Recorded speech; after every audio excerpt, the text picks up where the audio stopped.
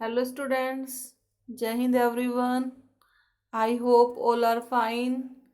Chapter 6 है ये बेटा, हिस्ट्री का कॉलोनिज्म एंड द सिटी. तो let's start our chapter. Number 3 जो था उसमें हमने पढ़ा था कि ब्रिटिश रूल जो था उसकी वजह से विलेजेस में काफी चेंजेस आ गए थे. जो विलेजर्स थे उनकी लाइफ में काफी चेंजेस आ गए थे. But what happened to the cities under British control? आखिर जब ब्रिटिशर्स ने कंट्रोल एस्टैब्लिश किया इंडिया पे तो उसके बाद सिटीज में क्या हुआ? Well, it depends on the city we are talking about. यानी आखिर हम किस शहर के बारे में बात करने जा रहे हैं, ये सब इस चीज पर डिपेंड करता है. जैसे कि the history of temple town like Madurai was not similar to the manufacturing town like Dhaka or a port like Surat or the other towns. अब देखिए, अगर आप इन दोनों इमेजेस को देखिए, यहाँ फर्स्ट इमेज में आपको दिखाया गया है मदुरई. ये साउथ इंडिया में एक सिटी है जो कि फेमस है अपने टेम्पल्स के लिए. And on the other hand आपको क्या दिखाया गया है? एक मैन्युफैक्चरिंग टाउन पोर्ट है ढाका, जो कि अब बांग्लादेश में है, उसे दिखाया गया है. जब हम बात कर रहे हैं कि सिटीज जो थे ब्रिटिश रूल में, तो वहां पे क्या चेंजेस आए, तो वो ये इस चीज पे निर्भर करता है कि हम किस तरह के शहर की बात कर रहे हैं. जैसे कि ये एक ऐसा सिटी था जो अपने टेम्पल्स के लिए फेमस था, लेकिन ब्रिटिशर्स जो थे उनके लिए सिर्फ वही शहर ज्यादा इंपॉर्टेंट थे जहां से कि उन्हें ट्रेड करने को मिल रहा हो और प्रॉफिट्स अर्न करने को मिल रहे हो. तो अब इस चैप्टर में हम बेसिकली यही समझेंगे कि ब्रिटिशर्स की वजह से वो कौन से सिटीज थे जो ज्यादा इंपॉर्टेंस गेन कर गए और बिग सिटीज बन गए, और ऐसे कौन से बिग सिटीज थे जिनकी इंपॉर्टेंस डिक्लाइन हो गई जिसकी वजह से वो डीअर्बनाइज हो गए. तो चलिए आगे देखते हैं. Well, in most part of the Western world, cities were emerging with great industrialization like Manchester and Leeds. यानी 18th सेंचुरी की अगर हम बात करें तो उस वक्त जो वेस्टर्न वर्ल्ड यानी वेस्टर्न कंट्रीज है, वहां के जो सिटीज थे उनमें बहुत ज्यादा इंडस्ट्रियलाइजेशन हो रहा था. वहां पे जो लोग थे उन्होंने क्या एक्सपीरियंस किया कि वहां पे बहुत ज्यादा ग्रोथ एंड डेवलपमेंट हो रही थी, इंडस्ट्री सेटअप हो रही थी, एक अर्बनाइजेशन यानी शहरीकरण शुरू हो गया था. अब जैसे कि बात करें अगर मैनचेस्टर की, तो यहाँ आपको जो ये इमेज दिखाई गई है, ये बहुत ही ओल्ड इमेज है मैनचेस्टर की. लेकिन आप इसमें देख पा रहे हैं कि कितना अर्बनाइज्ड है, कितना वेल मैनेज्ड सा लग रहा है, ये सिटी लग रहा है ना. आप इसे गांव तो नहीं कह सकते, एक प्रॉपर एक ढंग का सिटी आपको नजर आ रहा है. But on the other hand जो इंडियन सिटीज थे, Indian cities did not expand as fast. यानी जो हमारे इंडिया के शहर थे वो उतनी ज्यादा स्पीड के साथ एक्सपैंड नहीं कर पाए, ग्रो नहीं कर पाए, या आप कह सकते हैं कि वहां पे इतना ज्यादा इंडस्ट्रियलाइजेशन नहीं हो पाया.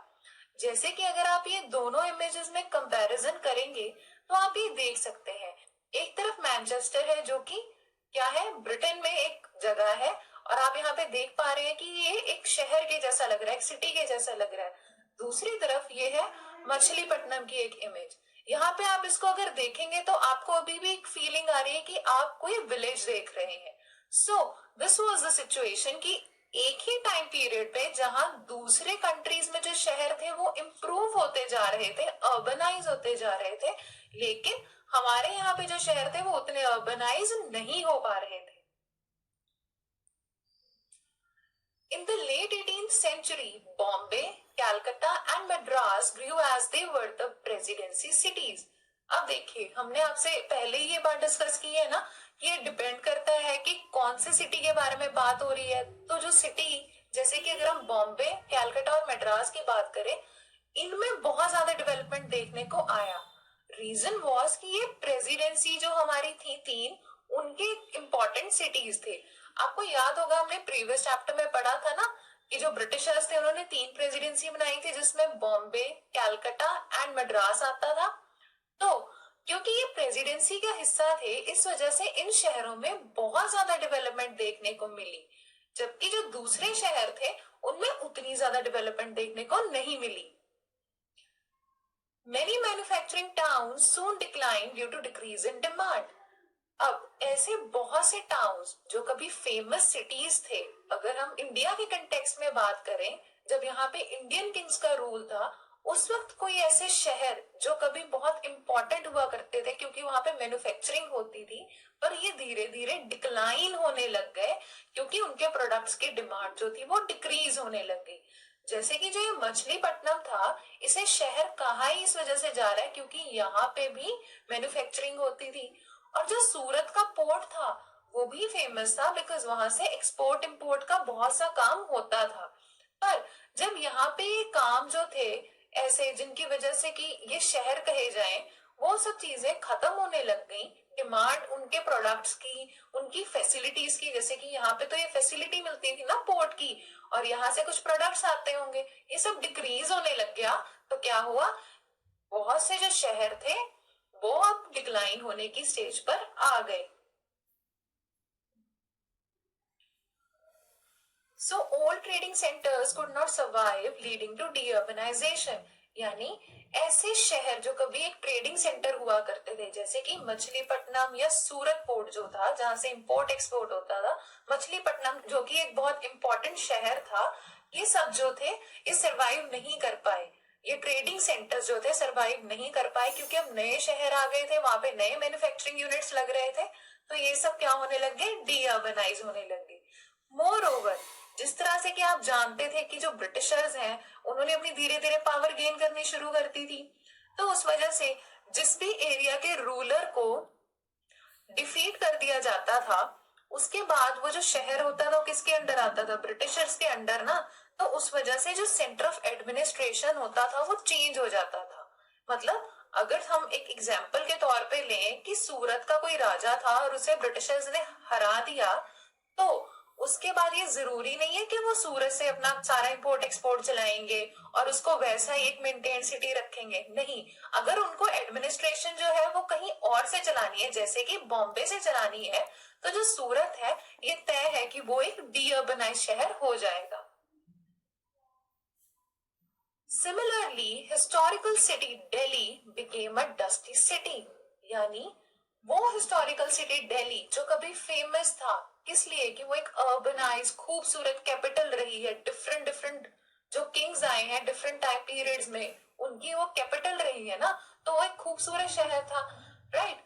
और उसकी अपनी हिस्टोरिकल इंपॉर्टेंस थी। बट ये भी दिन आए कि जब वो एक डस्टी सिटी बन के रह गया।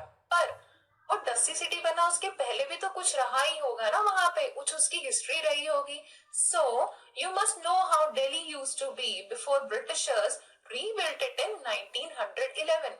यानी जब वो एक डस्टी सिटी बना और उसके बाद जब ब्रिटिशर्स ने उसको रीबिल्ड किया, तो उससे भी बहुत पहले दिल्ली आखिर होता कैसा था, उसकी क्या हम कह सकते हैं कहानी थी, उसका भी हमें पता होना चाहिए ना। तो चलिए जानते हैं उस बारे में। Emperor Shah Jahan made a beautiful city known as Shahjahanabad on the banks of Yamuna. अब ये जो आप ये इमेज देख रहे हैं, ये पुरानी दिल्ली की इमेज है। एक्चुअली वो दिल्ली जिसे हम शाहजहानाबाद के नाम से जानते थे। एम्परर शाहजहां ने ये एक शहर बसाया था on the banks of Yamuna, यानी यमुना नदी के किनारे पे। अगर आप ये देखें तो ये आपको नजर आ रहा है, ये यमुना रिवर यहाँ से बह रहा है और ठीक उसके बिल्कुल बैंक्स पे यानी उसके किनारे पे ये पूरा शहर बसाया गया था।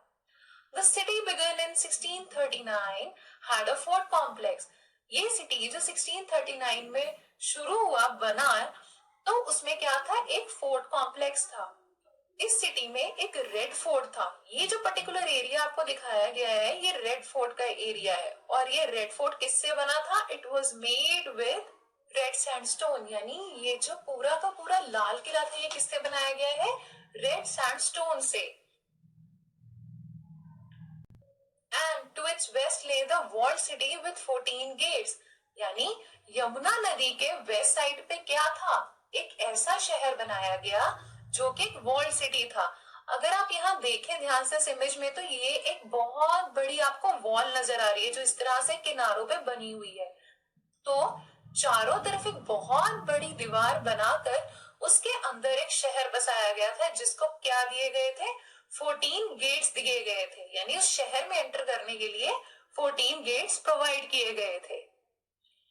देयर वर चांदनी चौक, फैज बाजार एंड जामा मस्जिद। इस शहर में क्या बनाया गया, चांदनी चौक बनाया गया, फैज बाजार बनाया गया और साथ ही बनाई गई जामा मस्जिद, जिसे कि आप यहाँ इमेज में देख रहे हैं।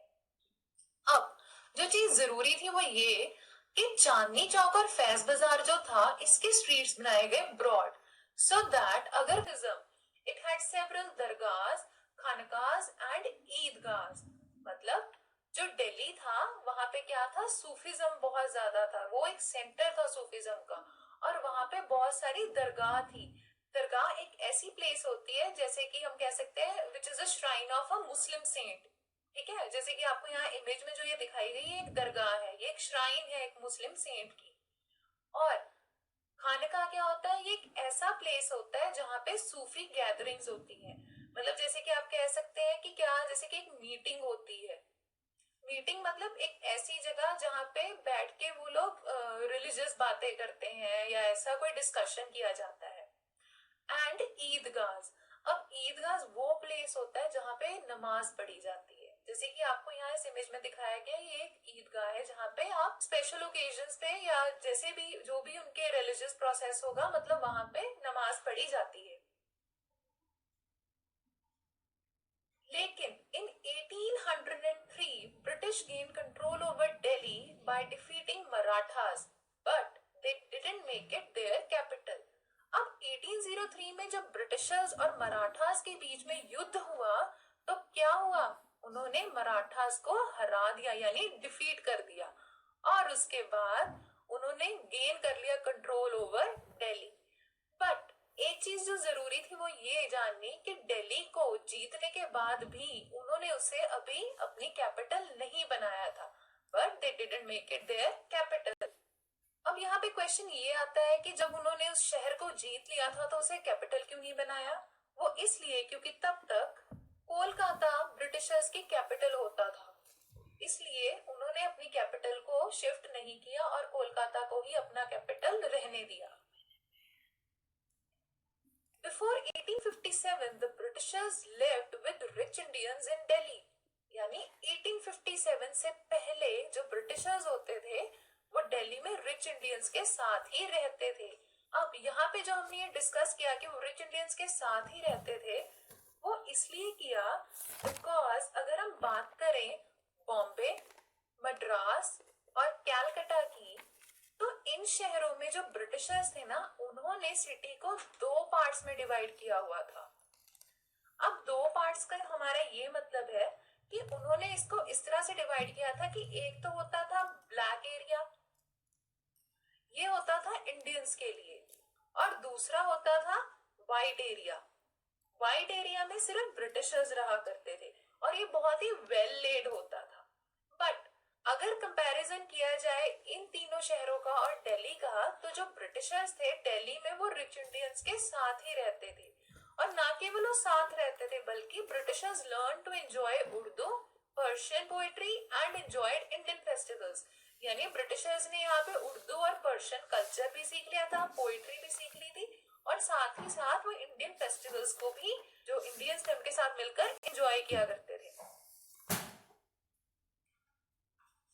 Delhi college was established. अब 1792 में एक कॉलेज बनाया गया जिसका नाम था दिल्ली कॉलेज, और the period between 1830 to 57 was a period of renaissance. यानी जो 1830 से 57 का टाइम पीरियड था ना दिल्ली में, उसे पीरियड ऑफ रेनेसांस कहा जाता है। ऐसा इसलिए कहा जाता है क्योंकि उस वक्त जो ब्रिटिशर्स थे एंड जो इंडियंस थे ये सब मिलजुल कर साथ रह रहे थे, एक दूसरे के कल्चर को समझ रहे थे। And not only this, Urdu culture flourished a lot during this time period, इसीलिए इस पीरियड को कहा जाता है period of renaissance. But after the revolt of 1857 the situation changed in Delhi. यानी 1857 का जो रिवोल्ट हुआ उसके बाद दिल्ली में जो ये सिचुएशन थी, जो यानी ये एक ऐसा टाइम पीरियड था जिसमें जो इंडियंस थे और ब्रिटिशर्स थे इकट्ठे रहते थे और वो एक वेल फ्लरिश्ड सिटी था, वो सब कुछ बदल गया, पूरी तरह से चेंज हो गया। वो कैसे हुआ ये भी देख लेते हैं। After recapturing Delhi the Britishers plundered it. 1857 के रिवोल्ट की अगर बात करें तो आपको याद होगा हमने प्रीवियस चैप्टर में पढ़ा था कि जो सिपॉयज थे उन्होंने क्या किया था, उन्होंने दिल्ली को कैप्चर कर लिया था। तो लेकिन जब ब्रिटिशर्स ने फाइट बैक किया और दिल्ली को दोबारा से अपने कब्जे में ले लिया तो उन्होंने उसे प्लंडर किया, यानी वहां पे बहुत ज्यादा तहस नहस कर दिया उस शहर को। और इतना ही नहीं, the king was sent to the prison in Burma, यानी जो लास्ट मुगल रूलर थे बहादुर शाह जफर, उन्हें बर्मा की जेल में भेज दिया गया। उसके साथ ही उन्होंने क्या किया, they dismantle palaces, close the gardens, यानी जो वहां पे महल बने हुए थे दिल्ली में उन्हें क्या कर दिया गया, उनको तोड़ दिया गया। वहां पर जो गार्डन्स थे उन सबको बंद कर दिया गया। They cleared the area near the fort, fort के आसपास जितने भी एरिया था जिसमें कि कवर अप होते थे पवेलियंस, गार्डन्स वगैरह, वो सबका सब उन्होंने क्लियर करवा दिया। और इसके पीछे उन्होंने क्या रीजन दिया, उन्होंने कहा कि हम ये सब कुछ कर रहे हैं अपनी सिक्योरिटी की वजह से। तो सिक्योरिटी को एक आधार बनाकर उन्होंने बेसिकली क्या किया, दिल्ली में बहुत सी बिल्डिंग्स, गार्डन्स और सब जो चीजें थी वहां पे उनको तोड़ फोड़ दिया, वहां पे एक अपने लिए क्लियर एरिया बना लिया। इसके बाद उनका एक एम बन गया, the aim was to fade the Mughal past. अब उनके दिमाग में ये आ गया था कि 1857 का जो रिवोल्ट हुआ उसमें आपको अगर याद हो तो जो सिपॉयज थे उन्होंने क्या किया था, जो मुगल किंग था उसे अपना लीडर घोषित कर दिया था ना। तो इस वजह से ब्रिटिशर्स को एक बात तो समझ आ गई कि आज भी इंडिया के जो लोग हैं वो मुगल्स को बहुत ज्यादा इंपॉर्टेंस दे रहे थे, उन्हें अपने लीडर के तौर पे देखते थे। तो इसलिए उनके लिए ये जरूरी हो गया कि जो एक मुगल पास्ट है जिसकी एक अपनी इंपॉर्टेंस है, अब वो उसे धुंधला कर देना चाहते थे। तो उसके लिए उन्होंने क्या किया, मॉस्क वर डिस्ट्रॉयड और put to some other use, यानी या तो मस्जिदों को तोड़ दिया गया या फिर उन्हें किसी और काम के लिए यूज किया जाने लगा। जैसे कि अगर हम बात करें, एक बहुत ही फेमस मस्जिद थी जीनत अल मस्जिद, वहां पे उन्होंने क्या कर दिया, वहां पे उन्होंने एक बेकरी बना दी। And no worship was allowed in the Jama Masjid for 5 years, यानी 5 साल के लिए जामा मस्जिद में किसी भी तरह के वर्शिप जो था वो पूरी तरह से बंद कर दिया गया। किसी को भी अलाउ नहीं किया गया कि वो जामा मस्जिद में जाके वर्शिप कर सके, यानी प्रे कर सके। इसके बाद एक और चीज ब्रिटिशर्स ने करनी शुरू की, क्योंकि वो चाहते थे कि लोगों के दिमाग से मुगल्स पूरी तरह से निकल जाएं, तो British events were celebrated with great pomp and show to make people forget the Mughals, यानी ब्रिटिशर्स के जो भी कोई इंपॉर्टेंट इवेंट्स होते थे उन्हें इतनी धूमधाम से सेलिब्रेट किया जाता था दिल्ली में, सो दैट लोगों के ऊपर एक इम्पैक्ट बन जाए ब्रिटिश पावर का और वो मुगल्स को पूरी तरह से भूल जाए। अब जैसे कि वाइसरॉय लिटन जो थे उन्होंने एक बहुत ही ग्रैंड दरबार ऑर्गेनाइज किया, कहाँ पे, दिल्ली में। और ये किस लिए किया गया था, to acknowledge Queen Victoria as the empress of India. मतलब वाइसरॉय लिटन ने क्या किया, एक बहुत ही बड़ा दरबार लगाया। जैसे कि हमने कहा ना कि ये ब्रिटिश इवेंट्स को बहुत ही ग्रेट पॉम्प एंड शो के साथ सेलिब्रेट किया करते थे, तो लिटन ने भी वैसा ही किया, एक बहुत बड़ा दरबार लगाया दिल्ली में और क्या कहा कि जो क्वीन विक्टोरिया है वो आज से पूरे इंडिया की रानी है, उन्हें एक एम्प्रेस घोषित कर दिया गया। और इतना ही नहीं, एक और बहुत बड़ा डिसीजन लिया गया, वो डिसीजन था शिफ्टिंग ऑफ कैपिटल, यानी इन्होंने ये निर्णय लिया कि जो ब्रिटिशर्स की कैपिटल है उसे अब शिफ्ट कर लिया जाएगा। एक्चुअली हुआ क्या था कि इन 1911 a Delhi दरबार was held to celebrate the coronation of King George V. During this event, Delhi was declared as the British capital. अब जिन्हें आप यहाँ इमेज में देख रहे हैं ये कौन है, ये है किंग जॉर्ज फिफ्थ। जब इन्हें राजा बनाया गया ब्रिटेन में तो 1911 में एक दिल्ली दरबार जो था वो ऑर्गेनाइज किया गया बाय द ब्रिटिशर्स। क्यों, क्योंकि वो सेलिब्रेट करना चाहते थे कि किंग जॉर्ज को अब राजा घोषित कर दिया गया है। और इस बड़े से इवेंट में ही इन्होंने ये भी डिसाइड किया कि अब दिल्ली जो होगी वो क्या होगी, ब्रिटिश कैपिटल। अगर आपको याद हो हमने ये डिस्कस किया था कि पहले ब्रिटिश कैपिटल क्या थी, कोलकाता, लेकिन क्योंकि अब ये लोग ये चाहते थे कि जो इंडियंस हैं उनके माइंड से मुगल्स जो है वो पूरी तरह वैनिश ऑफ हो जाएं, मतलब उनकी जो मेमोरीज हैं अबाउट मुगल पार वो सब जो है वो फेड ऑफ हो जाए। तो उसके लिए उन्होंने ये निर्णय लिया कि आज से ब्रिटिश कैपिटल क्या होगी, दिल्ली। अब जब दिल्ली को इन्होंने अपनी नई कैपिटल बनाने का निर्णय लिया तो उसके साथ ही इन्होंने कुछ चीजें और भी सोची। प्लानिंग अ न्यू कैपिटल, मतलब जब इन्होंने नई दिल्ली को अपना कैपिटल घोषित कर दिया ब्रिटिशर्स ने, तो अब इन्होंने सोचा कि उसे प्लान आउट करें, उसे एक नया रूप दें।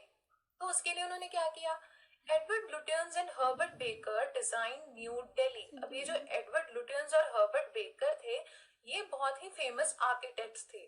तो इन्हें किस काम पे लगाया गया कि आप डिजाइन करेंगे नई दिल्ली को, मतलब ये जिम्मेदारी आपकी है कि नई दिल्ली को किस तरह से डिजाइन किया जाए, उसमें क्या नई चीजें बनाई जाए। अब यहाँ पे जो गौर करने वाली चीज है, उन्होंने ये दो जो आर्किटेक्ट्स अपॉइंट किए हैं, तो मेन एम क्या है ब्रिटिशर्स का, हमने कहा ना वो मुगल पास जो है उसको फेड ऑफ करना चाहते हैं लोगों के माइंड से कि मुगल्स को पूरी तरह लोग भूल जाएं।